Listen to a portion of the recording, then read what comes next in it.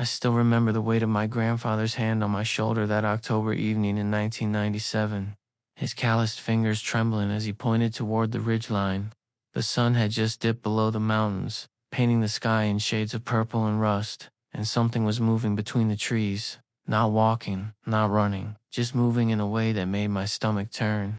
He told me then that some things in these mountains don't follow the rules we're taught, and that the old families who've lived here for generations know better than to go looking for explanations. I was 16 and thought I knew better. I thought the stories whispered around wood stoves and campfires were just that stories meant to keep children close to home and tourists on marked trails. But over the next 15 years, I would encounter three events that shattered every rational thought I'd ever held. These aren't legends passed down through generations or tales embellished with each retelling. These are things I witnessed with my own eyes, things that left physical evidence, things that law enforcement and scientists examined and ultimately walked away from without answers. The mountains here are older than most things on this continent, worn down by time into gentle slopes that hide their secrets well. My family has called this corner of West Virginia home since before it was West Virginia, and we've learned that respect for what we don't understand is the price of living here. What I'm about to tell you happened. Every word is true, though I wish to God it wasn't. The first incident occurred in the summer of 2003, when I was working as a ranger at a state park just outside of Beckley. I'd finished my degree in environmental science and thought I'd spend a few years in the mountains before heading to a city job. Those few years turned into a lifetime, though not for the reasons I expected. The park covered about 4,000 acres of dense forest, limestone caves, and hiking trails that wound through hollows so deep the sun only touched the ground for a few hours each day. We had the usual issues: lost hikers, minor injuries, the occasional bear sighting, but nothing that prepared me for what happened on July 19th. I was stationed at the ranger office when the call came in around 2 in the afternoon. A family had been hiking the Blackwater Trail, a moderate 3-mile loop that was popular with tourists. The father's voice on the radio was steady, but I could hear something underneath it that made me grab my pack without asking questions. He said his daughter was missing. She'd been right behind them on the trail, and then she wasn't. Simple as that. No scream, no sound of her wandering off into the brush, just there one moment and gone the next. I radioed for backup and headed out immediately. The Blackwater Trail was one I knew intimately. I'd hiked it hundreds of times, knew every switchback and stream crossing. It should have been impossible for a child to vanish there. The trail was well maintained, and that section ran along a ridge with steep drops on either side. There was nowhere to go except forward or back. When I reached the family, they were exactly where they said they'd be, about 1.5 miles into the trail. The father was a large man, ex-military by the look of him, and his composure was barely holding. The mother was crying silently, and their son, maybe 10 years old, sat on a rock with his eyes fixed on the ground. The missing girl was 8. Her name was Melissa, and she'd been wearing a bright pink jacket that should have been visible from 100 yards away. I asked them to walk me through exactly what happened. They'd stopped at an overlook to take photos. Melissa had been standing right beside her brother, maybe 3 feet away from her parents. The mother had turned to get something from her backpack. The father had been looking at the view. When they turned back, maybe 15 seconds later, she was gone. They called her name, searched the immediate area, but found nothing. The strange part, and the part that made the father's voice crack when he told me, was that they heard her respond when they first called. She'd said, "I'm hearing a voice that sounded like it was coming from down the slope, off the trail." But when they looked, there was nothing but a sheer drop of maybe 60 feet onto jagged rocks. No way an 8-year-old could have climbed down it, especially not in 15 seconds without making any noise. Within an hour, we had 20 people searching: park rangers, local police, volunteers from the nearby town. We spread out in a grid pattern, covering every inch of forest on both sides of the trail. We had dogs, thermal imaging equipment, and a helicopter that arrived as the sun was setting. There was no trace of her, no broken branches, no disturbed leaves, no scrap of pink fabric caught on thorns. It was as if she'd simply been lifted out of existence. The search continued for 3 days. We expanded the radius to 5 miles, then 10. The FBI got involved, checked for signs of abduction, interviewed the family. They found nothing suspicious. The parents' story never changed, never wavered in the slightest detail. The brother was traumatized. Kept saying he felt her beside him one moment and then felt nothing, like she turned into air. On the fourth day, I was searching a section of forest about 2 miles from where Melissa disappeared. This area was dense with mountain laurel and rhododendron, almost impenetrable in places. I was working my way through a particularly thick patch when I heard a child's laughter, faint and musical, coming from deeper in the thicket. I called out Melissa's name and the laughter stopped. Then I heard her voice, clear as day, saying, "I'm playing hide and seek. You have to find me." My blood went cold. Something about the voice wasn't right. It was Melissa's voice. The parents had given us a recording from a birthday video, and I'd listened to it a dozen times, but there was something underneath it, something that made my skin crawl. I pushed forward through the branches, calling out that the game was over, that her parents were worried, that she needed to come out now. The laughter came again, from a different direction, then another direction, then from above me, though there was nothing but branches overhead. I spun in circles, trying to locate the source, and that's when I saw something that made me stop moving entirely. There was a gap in the laurel ahead of me, a small clearing maybe 15 feet across. In the center of it stood a figure. At first glance it looked like Melissa, right height, right build, wearing that pink jacket, but it was standing perfectly still, and its back was to me. I called out to it, took a step forward. The figure didn't move, didn't acknowledge me at all. I took another step, and that's when I realized what was wrong. The figure wasn't breathing. There was no rise and fall of the shoulders, no shifting of weight from foot to foot like any child would do. It was as still as a statue, and the pink jacket looked wrong somehow, too clean, too bright, like it was made of something that reflected light in a way fabric shouldn't. I radioed for backup, but kept my eyes on the figure. I didn't want to spook it, didn't want it to run, if it really was Melissa and she was in some kind of shock. But as I watched, the figure began to change. It's hard to describe what I saw, because it happened in a way that my brain couldn't quite process. The pink jacket seemed to ripple, like heat waves rising from summer asphalt, and the figure began to grow taller, not growing the way a person grows when they stand up straight, but stretching upward like taffy being pulled. I took a step back, my hand dropping to the pistol on my belt. The figure turned around, and I saw its face. I've tried to forget what I saw. I've tried to tell myself it was a trick of the light, exhaustion, fear playing with my perception. But I know what I saw, and it wasn't human. It had Melissa's face, but wrong. The proportions were off, the eyes too large, the mouth too wide, and it was smiling at me with far too many teeth. I drew my weapon, shouted at it to get on the ground. The figure tilted its head, and the smile grew wider.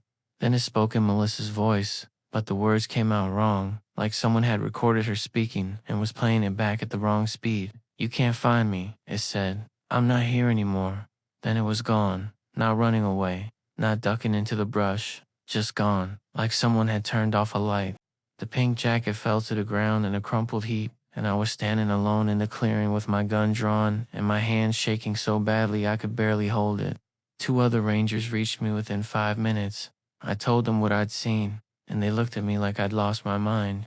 We examined the jacket. It was Melissa's. Her name was written on the tag in her mother's handwriting, but it was bone dry, despite the fact that it had rained the night before and everything else, and the forest was soaked. It was also ice cold, like it had been in the freezer. We never found Melissa. The case remains open, classified as a missing person. The jacket was sent to the FBI lab, and they found nothing unusual about it except for one detail that was never released to the public. There were handprints on the inside of the jacket, small handprints like a child's, but they weren't made of sweat or oil or any substance they could identify. They were burned into the fabric, like someone had pressed white-hot hands against it from the inside. I gave my statement to the police, told them exactly what I'd seen. They were kind about it, suggested I was exhausted, that the stress of the search had gotten to me. But I saw the way they looked at each other when I described the figure in the clearing. They'd heard stories like this before. Later, one of the older rangers pulled me aside and told me that 3 other children had disappeared from that trail over the past 40 years. All of them had vanished in the same way there, one moment, gone the next. None of them were ever found, though pieces of their clothing would turn up days or weeks later. Always bone dry and ice cold, always with those burned handprints on the inside. He told me the old-timers had a name for whatever took them. They called it the borrower, said it would take the shape of something familiar to lure people off the trails. Sometimes it would be a child, sometimes an animal, sometimes just a voice calling from the woods. The important thing, he said, was never to follow it, never to acknowledge it, because once you did, it knew you, and it might decide to borrow your shape next. I requested a transfer the following month. I told myself I was moving on to a better position, but the truth was I couldn't walk those trails anymore without hearing that laughter, without seeing that figure with too many teeth smiling at me from the shadows. Melissa's parents still call me every year on the anniversary of her disappearance. I never know what to tell them.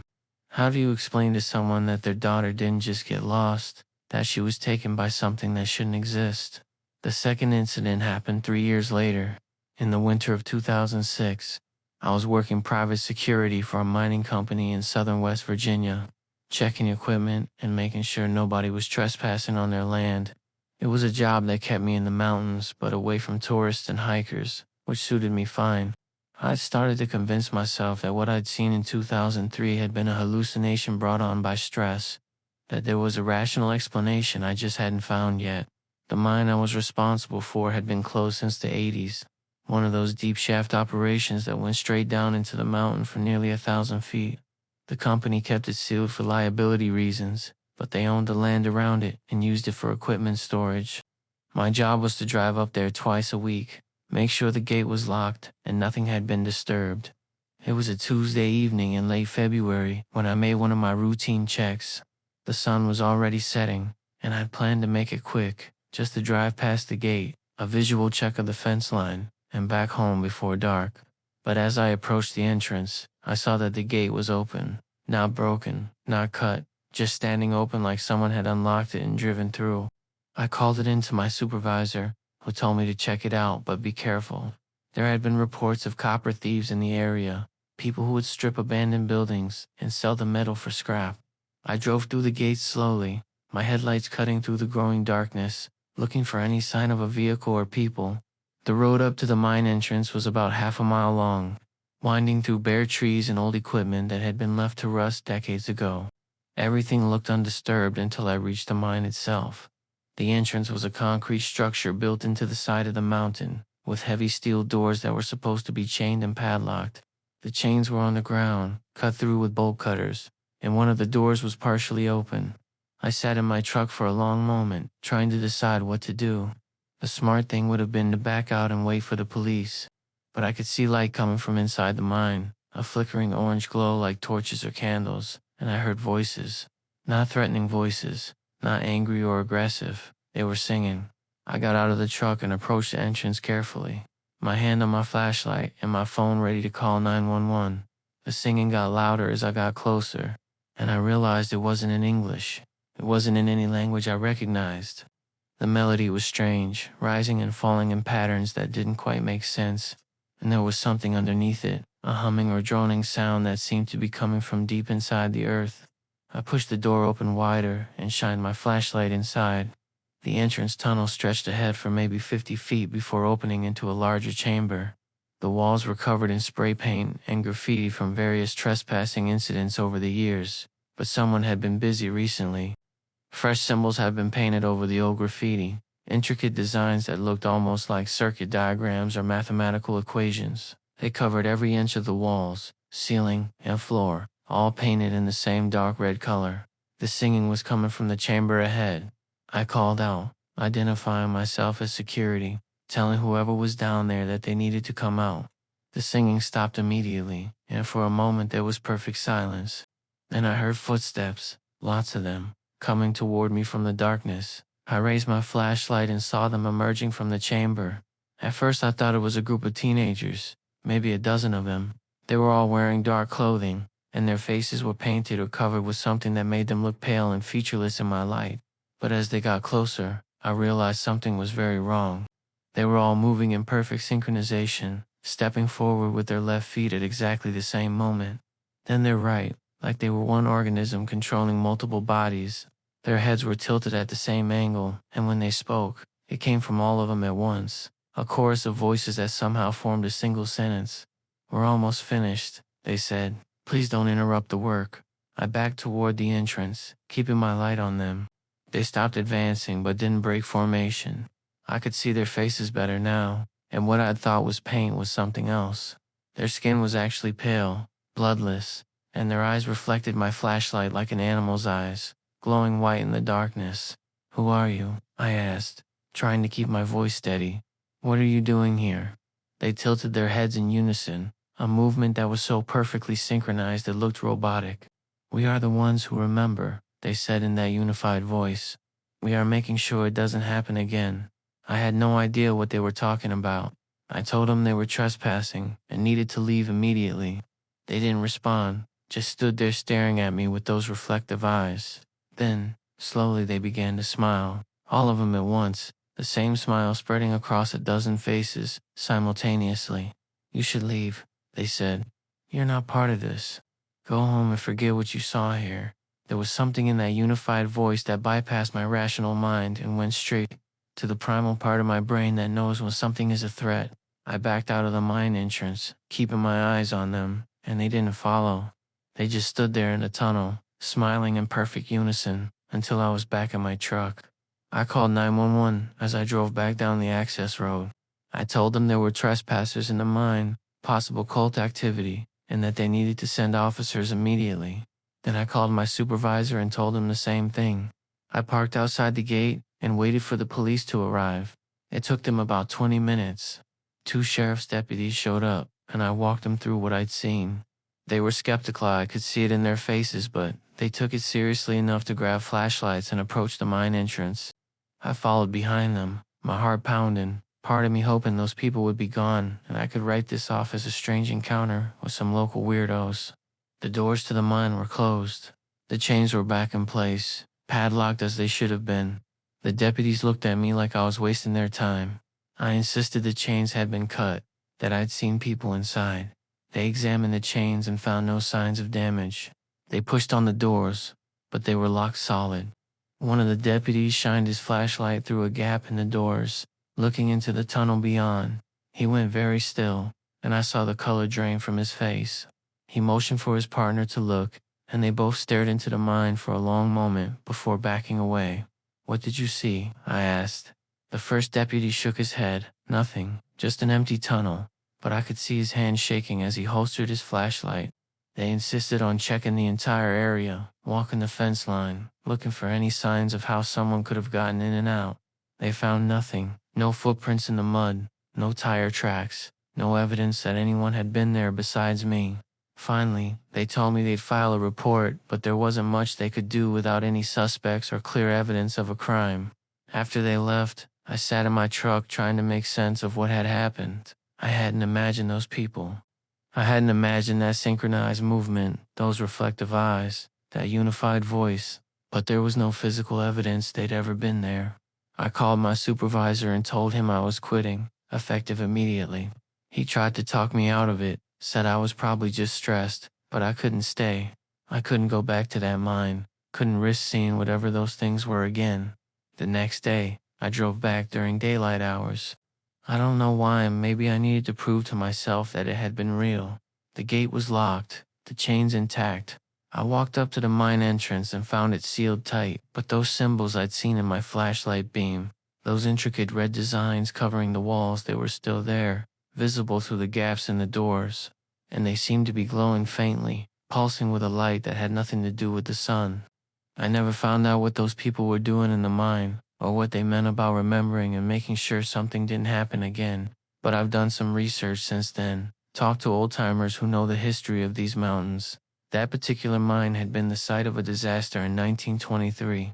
A gas explosion had killed 47 miners, trapping them 1,000 feet underground.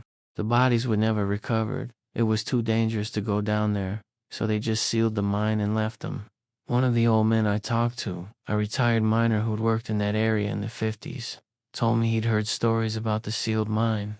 He said people would sometimes see lights down there at night, hear voices singing in the darkness.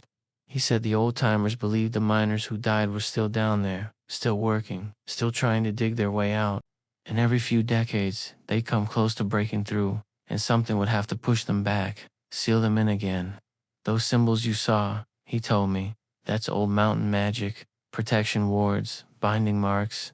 Somebody knows what's down there and is making sure it stays down there.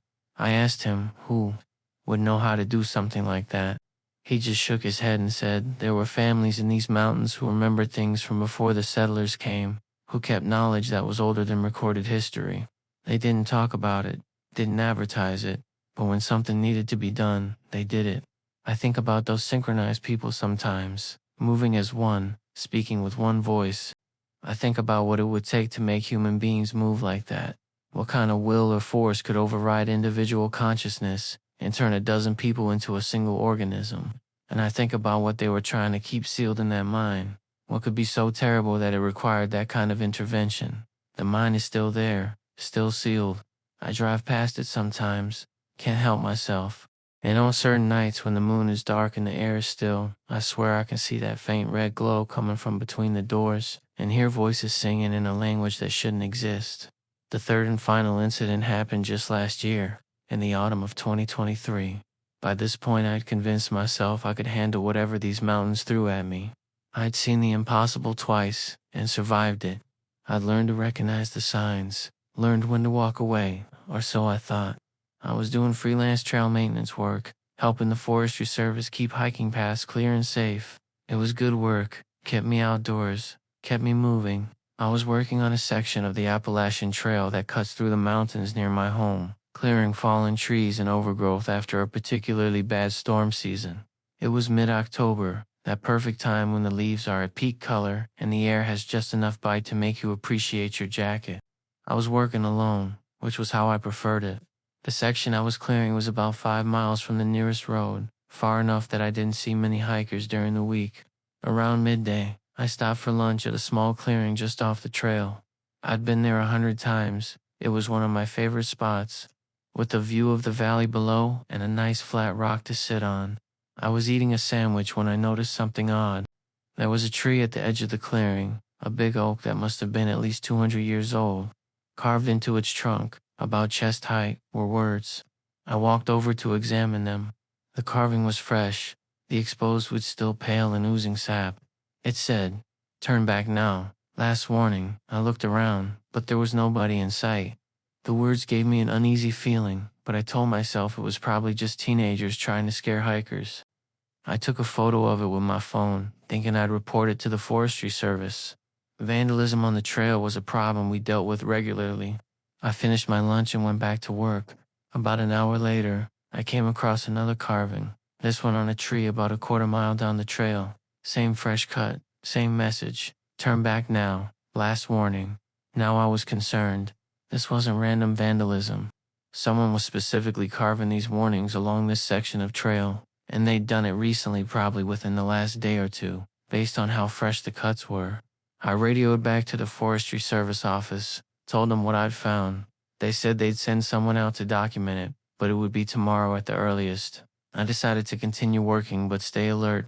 The trail needed to be cleared, and I wasn't going to let some vandal with a knife scare me off. But as the afternoon wore on, I kept finding more carvings. Every quarter mile or so, another tree, another warning, and they were getting more specific. It knows you're here. It's watch and run while you can. The sun was getting lower, and I was still about 2 miles from my truck. I made the decision to pack up and head back. I could finish this section tomorrow, maybe bring someone with me. As I was gathering my tools, I heard something that made me freeze. Footsteps. Coming toward me on the trail from the direction I'd been heading. Heavy, deliberate footsteps, but with something wrong about the rhythm. Too slow, too measured, like someone counting out beats as they walked. I called out, asking who was there. The footsteps stopped. Then I heard my own voice calling back to me. "Who's there?" it said, perfectly mimicking my tone and inflection. My blood went cold. I'd heard stories about mimics in these mountains, creatures that could copy sounds and voices to lure prey. I'd always written them off as folklore, but hearing my own voice coming from the woods was something that bypassed all rational thought. I grabbed my tools and started back up the trail at a fast walk. Behind me, I heard the footsteps resume, maintaining the same slow, measured pace. And then I heard voices, multiple voices, all talking at once, and all of them sounded like me. "Where are you going? Don't you want to see? We've been waiting for you. Turn around. Look at us." I started running, The voices grew louder, more insistent, overlapping each other until they were just noise. The footsteps behind me got faster, matching my pace, and I could hear branches breaking as whatever was following me pushed through the undergrowth. I ran for what felt like hours but was probably only 10 minutes, my lungs burning, my legs screaming in protest.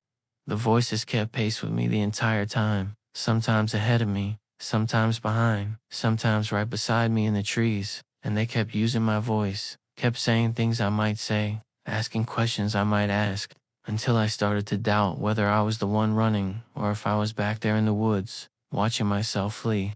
When I finally burst out of the tree line and saw my truck in the parking area, I nearly collapsed with relief. I threw my tools in the bed, jumped into the cab, and locked the doors. My hands were shaking so badly it took me 3 tries to get the key in the ignition. As I started the engine, I looked back at the trail entrance. Standing just inside the tree line, barely visible in the fading light, was a figure. It was roughly human-shaped, but something about its proportions was wrong. The arms were too long, the legs bent at angles that shouldn't be possible, and it was wearing my clothes.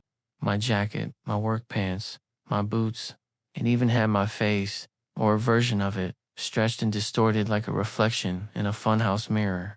It raised one of those 2 long arms and waved at me. Then it smiled, and I saw that its mouth opened too wide, filled with too many teeth, all of them pointing inward like the mouth of some deep-sea fish. I drove away so fast I left tire marks on the asphalt. The Forestry Service sent a team out the next day to investigate. They found the carvings I'd reported, photographed them, and that was it. No signs of anyone camping in the area, no evidence of the footsteps I'd heard or the thing I'd seen. They suggested I take a few days off, that maybe the isolation was getting to me. But 2 weeks later, a hiker disappeared from that same section of trail. An experienced backpacker, a local guy who knew these mountains as well as anyone. He'd sent a text to his wife saying he'd heard someone calling for help off the trail, that he was going to investigate. That was the last anyone heard from him. Search and rescue found his backpack 3 days later, hanging from a tree branch about 100 yards off the trail. His phone was inside, battery dead. There was a video on it, one he'd recorded right before he disappeared. I wasn't supposed to see it. It was evidence in an ongoing investigation, but one of the search and rescue guys showed it to me after a few drinks. In the video, he's standing in the woods, filming something ahead of him. You can hear a voice in the distance, crying out for help. It sounds distressed, genuine. He calls out, saying he's coming, asking the person to keep making noise so he can find them. Then he gets closer, and the voice suddenly sounds different. It's still calling for help, but now there's multiple voices, overlapping, all saying the same thing but slightly out of sync. He stops walking. In the video, you can hear his breathing speed up. He says what the hell, and starts to turn around. That's when the camera catches something behind him, just for a frame or two, but it's there. A figure with arms too long and legs bent wrong, reaching for him. Then the video cuts to black. They never found his body. The investigation is still open, but everyone who knows these mountains understands the truth. Whatever took him is the same thing I saw, the same thing that left those warnings carved in the trees, and it's still out there. I don't do trail work anymore. I've moved to a desk job with the Forestry Service, pushing papers and managing databases. My coworkers think I burned out, that I couldn't handle the isolation of working alone in the woods. Maybe they're right. Or maybe I'm just smart enough to recognize when something is warning me away. These 3 incidents, Melissa's disappearance, the people in the mine, the thing on the trail, they're connected somehow. I don't know how, exactly, but I feel it in my bones. There's something in these mountains, something old and patient and hungry. It takes different forms, uses different methods, but it's always watching, always waiting for someone to stray from the marked paths or ignore the warnings. The old families who've lived here for generations, they know about it. They have their protections, their rituals, their rules that get passed down from parent to child. Don't go in the woods at night. Don't follow voices calling from the trees. Don't acknowledge things that aren't quite right. And if you see warning signs, whether they're carved in trees or whispered by the wind, you listen. I've talked to some of these old-timers, tried to understand what we're dealing with.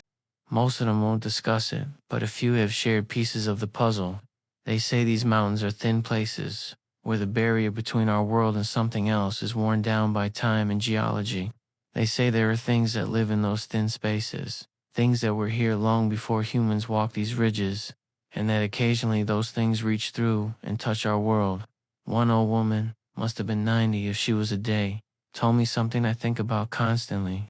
She said that the mountains are alive in a way most people don't understand. Not alive like an animal or a plant, but aware, conscious, and that consciousness has been shaped by millions of years of existence, of slow geological processes, and the weight of time. It doesn't think the way we think, doesn't want what we want, but it notices us, the way we might notice ants crawling across our skin. And sometimes, when we wander too far from the safe paths, it reacts. I don't know if I believe that. I don't know if I believe any explanation for what I've seen. All I know is that 3 times now, I've encountered things that shouldn't exist, and I've been lucky enough to walk away each time. But I feel like my luck is running out. I feel like whatever is out there in the mountains has noticed me specifically, has my scent, knows my face. That figure wearing my clothes, speaking with my voice, I think it was more than just mimicry. I think it was studying me, learning me, preparing to become me. Sometimes at night, I hear my own voice calling from outside my house. It says things I might say, asks questions I might ask. My wife hears it too, though we don't talk about it. We just make sure all the doors are locked, all the windows closed, and we wait for morning. I'm writing this down because I need someone to know the truth. If something happens to me, if I disappear like Melissa or that hiker, I want there to be a record. I want people to understand that there are things in these mountains that we don't have names for, things that our science can't explain and our weapons can't fight. The Appalachians are beautiful, ancient, and mysterious, but they're also dangerous in ways that have nothing to do with bears, or weather, or getting lost. The mountains remember everything. Every person who's walked these ridges, every drop of blood spilled on these rocks, every scream swallowed by these hollows. And sometimes, what the mountains remember takes shape and walks among us. My grandfather was right that evening when I was 16, when he pointed at the ridgeline and told me some things don't follow our rules. I wish I'd listened to him then. I wish I'd stayed away from the deep woods and the old mines and the trails that go too far from civilization. But I didn't, and now I'm marked.